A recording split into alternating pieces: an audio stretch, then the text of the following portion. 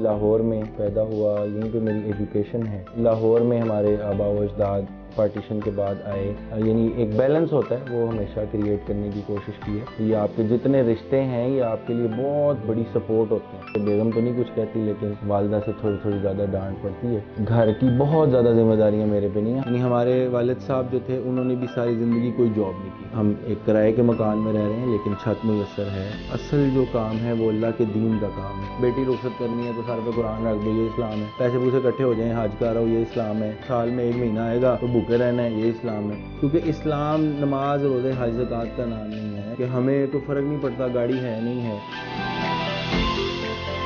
السلام علیکم جبران صاحب۔ جی وعلیکم السلام ورحمۃ اللہ جی۔ آپ کا انٹرویو آج ہم کنڈکٹ کر رہے ہیں ایک بڑے ہی خوبصورت چینل کے لیے جس کا نام ہے دل کی باتیں۔ اس کے اندر ہم سیاست اور نزاکت سے ہٹ کر بات کرتے ہیں آپ کی اپنی ذات کی۔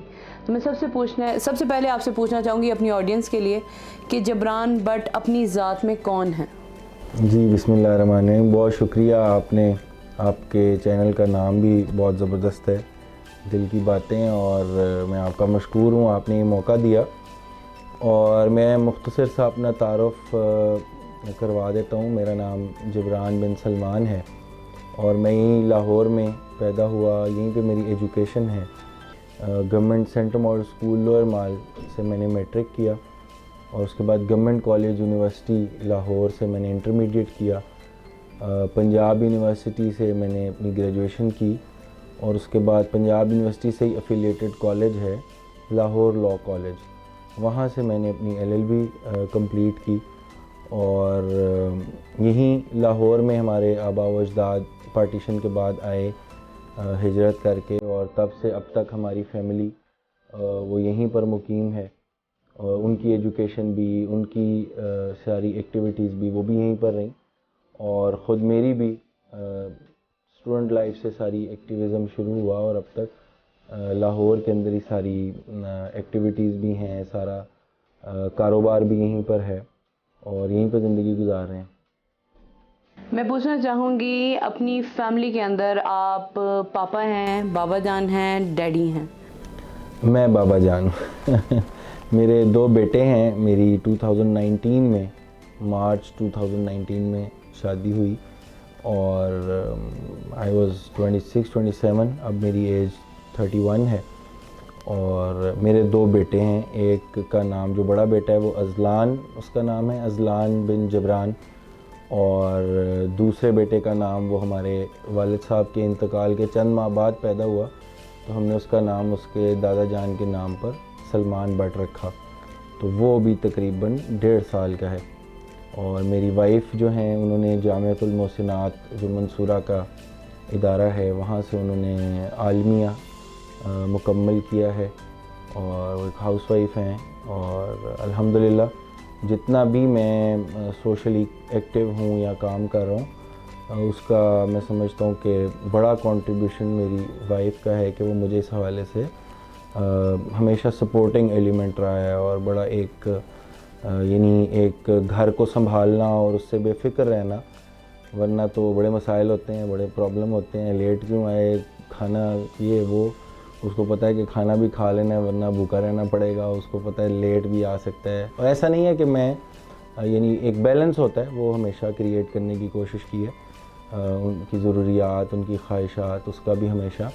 تو یہ خاندان کا جو نظام ہے ہمارا، اسلام کا بھی، ہمارا کلچرل بھی، یہ بڑا خوبصورت نظام ہے۔ اگر اس میں کوئی بددیانتی شامل نہ ہو، کوئی لالچ شامل نہ ہو، تو یہ آپ کے جتنے رشتے ہیں یہ آپ کے لیے بہت بڑی سپورٹ ہوتے ہیں۔ اور بیوی اور شوہر کا تعلق تو نبی مہربان صلی اللہ علیہ وسلم اور حضرت خدیجہ رضی اللہ عنہا جس طرح وہ ایک دوسرے کے لیے سپورٹنگ تھے، اسی طرح ہی ایک آپ کی ڈھارس بھی بنتی ہے، آپ میں ہمت بھی پیدا ہوتی ہے۔ تو ایک بہت اچھا الحمدللہ ایک ہمارا فیملی کا ہے۔ میری والدہ بھی بہت زیادہ اس حوالے سے کہ جو میری ایکٹیویٹیز ہیں اس میں سپورٹ بھی، اور شادی کے بعد ذرا ان سے تھوڑی ڈانٹ پڑتی ہے۔ بیگم تو نہیں کچھ کہتی لیکن والدہ سے تھوڑی زیادہ ڈانٹ پڑتی ہے۔ اور میں بہن بھائیوں میں آپ نے پوچھا تو میں سب سے چھوٹا ہوں، ہم 4 بہن بھائی ہیں، اور جو سب سے بڑی ہماری ایک سسٹر ہیں وہ میرے سے 11 سال بڑی ہیں۔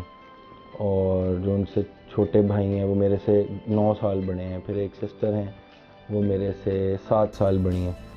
تو میں کافی ان کے لیے بھی بچوں کی طرح ہی ہوں, اور الحمدللہ ان سے بھی میں نے بہت پیار لیا.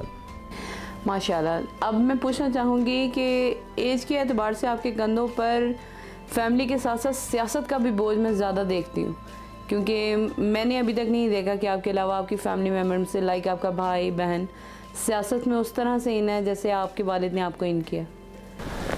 ہاں جی, مطلب ایک ڈیوائیڈ ہے. میں بہت زیادہ گھر کی بہت زیادہ ذمہ داریاں میرے پہ نہیں ہیں. ہاں, جو کام میرے ذمہ لگتا ہے اس کو میں اس ذمہ داری کو پورا کرتا ہوں, لیکن انڈے ڈبل روٹی سبزی لانا یہ میرے ذمہ الحمدللہ نہیں ہے. اس حوالے سے جو میرے بڑے بھائی ہیں, ظاہر ہے ابو کے انتقال کے بعد وہ بالکل ابو کی جگہ پر ہیں. جس طرح ابو اس سارے پولیٹیکل کام میں یا ایکٹیویزم میں یا سوشل ایکٹیویٹیز میں وہ ایک ان کا ہوتا تھا کہ بھئی آپ یہ کرو, آپ جاؤ اور ٹائم دو, تو ان کا بھی اسی طرح سے مجھے سپورٹ ہے کہ مجھے گروسری نہیں لانی, مجھے اور اس طرح کے گھر کے چھوٹے چھوٹے, ہاں کوئی بڑا کوئی ایکٹیویٹی یا گھر کا کوئی ایسا کام ہے تو ہم مل جل کے اس کو ڈسکس کرتے ہیں, پلان کرتے ہیں. لیکن جیسے کہتے ہیں کہ روز مرہ کے جو کام ہے وہ ایز سچ میرے ذمہ نہیں ہے. ابھی بچے بھی ظاہر ہے چھوٹے ہیں. جو بڑا بیٹا ہے وہ 3 سال کا ہے تو وہ بھی اسکول بھی نہیں جاتا. آہستہ آہستہ پھر ذمہ داریاں گھر کی بڑھ بھی جائیں گی. تو جو سیاسی سرگرمیاں ہیں اصل میں تھوڑا سا عام سیاسی لوگوں میں اور ہماری تھاٹس میں تھوڑا سا ڈفرینس ہے. یعنی ہمارے والد صاحب جو تھے انہوں نے بھی ساری زندگی کوئی جاب نہیں کی, اور انہوں نے ساری زندگی کوئی بزنس نہیں کیا. ہماری جو آفٹر پارٹیشن جو ہماری ایک آبائی جگہ ہے سارے لاہور کو پتہ ہے, یہ بلال گنج کے پاس جو ریٹیگن روڈ کا ایریا, بلکہ وہ معروف بھی احاطہ حافظ سلمان بٹ کے نام سے ہی مشہور ہے. تو وہی ہماری ایک آبائی پراپرٹی ہے, اور وہیں سے اللہ تعالیٰ نے اتنا بندوبست کیا ہوا ہے کہ ہمارے والد صاحب نے بھی اپنی عزت کی زندگی گزاری, اور الحمدللہ ہم بھی اپنی عزت کی زندگی گزار رہے ہیں. بے شک ہم ایک کرائے کے مکان میں رہ رہے ہیں, لیکن چھت میسر ہے, سواری موجود ہے, پیٹ بھر کے کھاتے ہیں, اور اللہ تعالیٰ کا شکر ہے کہ اللہ تعالیٰ نے. تو اس میں جو ہمارے ابا جان کا تصور تھا خود بھی انہوں نے اسی پہ عمل کیا, اور جو اگزامپل انہوں نے اپنی زندگی سے ہمارے سامنے چھوڑی وہ بھی یہی ہے کہ اصل جو کام ہے وہ اللہ کے دین کا کام ہے. تو یہ جو پالیٹکس ہے یہ ہمارے نزدیک it is not about being MNA اور MP اور کونسلر اور فلاں اور فلاں.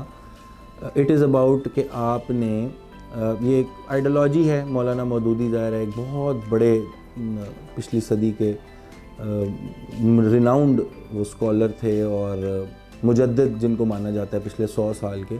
تو انہوں نے وہ جو نبی مہربان صلی اللہ علیہ وسلم کی ایک آئیڈیالوجی تھی اسے دوبارہ سے لوگوں کے سامنے پیش کیا. ورنہ اسلام جو ہے وہ ایک اس طرح کی چیز بن گئی تھی کہ بھئی ٹھیک ہے بیٹی رخصت کرنی ہے تو سر پہ قرآن رکھ دو, یہ اسلام ہے. پیسے پوسے اکٹھے ہو جائیں, حج کا رہو, یہ اسلام ہے. بوڑھے ہو رہے ہو, مرنے کے قریب ہے تو چلو نمازیں شمازیں پڑھو, مسجد میں رونق لگا لو, یہ اسلام ہے. مطلب اسلام ایک ایکسرسائزز کا نام بن گیا ہوا تھا. چلو جی مہینے میں سال میں 1 مہینہ آئے گا تو بھوکے رہنا ہے, یہ اسلام ہے. تو مولانا مودودی نے جو اسلام کا کانسیپٹ تھا اسے اپنی تحریروں کے ذریعے بہت یعنی اللہ کے نبی صلی اللہ علیہ وسلم کے اس جو دین کا کانسیپٹ ہے, دین کا یعنی وے آف لائف, اسے لوگوں کے سامنے پیش کیا. اور اس کو بتایا کہ بھئی جو نبی مہربان صلی اللہ علیہ وسلم کا دنیا میں آنے کا مقصد تھا. قرآن میں اللہ تعالیٰ کہتا ہے هو الذی ارسل رسولہ بالہدی ودین الحق لیظہرہ علی الدین کلہ ولو کرہ المشرکون, کہ ہم نے نبی کو بھیجا ہے اس دنیا پر دین کو غالب کرنے کے لیے. یعنی اسلام کسی اور سسٹم کا تابع دار بننے کے لیے نہیں آیا, کیونکہ اسلام نماز روزے حج زکوٰۃ کا نام نہیں ہے. اسلام ایک پورا وے آف لائف ہے. تو ہم جو سیاست کر رہے ہیں اس کا ہمارا مطلب ہمارے ابا جی 2 بار MNA رہے ہیں, 1 بار MP رہے ہیں اسی شہر لاہور. MP تو ابھی بھی BCO ہوں گے. ایک ایسا اللہ تعالیٰ نے روب دیا تھا, ایک ایسا دبدبہ دیا تھا کہ وہ شاید کم کسی کو اتنی عزت لاہور میں ملی ہو. اس کے باوجود شرافت, دیانت اور عاجزی کے ساتھ مطلب ہماری ٹریننگ ایسی ہوئی ہے بہن بھائیوں کی بھی کہ ہمیں کوئی فرق نہیں پڑتا گاڑی ہے نہیں ہے, ہم لوکل ٹرانسپورٹ پہ سفر کر لیتے ہیں. ہمیں کوئی فرق نہیں پڑتا کہ اچھا اپنے گھر میں رہ رہے تھے یا وہ پراپرٹی ساری وہ کمرشل ہوگی, ہم کرائے کے مکان میں شفٹ ہو گئے. تو ہم نے آگے بچوں کو بھی, ہم ظاہر جیسا براٹ اپ ہوتا ہے انسان ویسا ہی پھر اپنے بچوں کو وہ سکھاتا ہے. ہم چاروں بہن بھائیوں میں سے کسی کے خواب یہ نہیں ہیں کہ وہ والی مرسڈیز اور فلانے ماڈل والی, اور گھر جو ہے نا وہ اتنے کنالوں والا, اور اس والی سوسائٹی میں, اور اتنے ایسے اور ایسے. کوئی دنیا کی کوئی بہت زیادہ اغراض ہمارے والدین نے ہمارے تربیت میں شامل نہیں. ہاں بس آپ کی جو لیونگ کے لیے اللہ تعالیٰ آپ محنت کریں, تو جو آپ کو میسر آئے اس پہ اللہ تعالیٰ کا شکر ادا کریں.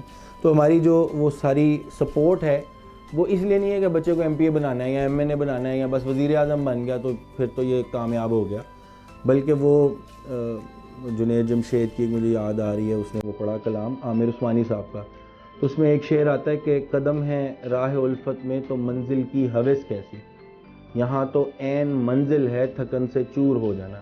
یعنی اگر ہم اللہ کے دین کے سربلندی کے لیے کام کر رہے ہیں تو پھر سیٹیں میٹر نہیں کرتی. پھر ہمارے بڑوں نے بھی ایم این اے بن کے کون سی جائیداد بنا لی جو ہم نے بنانی ہے. تو اس لیے ایک پورا سپورٹ کا ایلیمنٹ شامل ہے.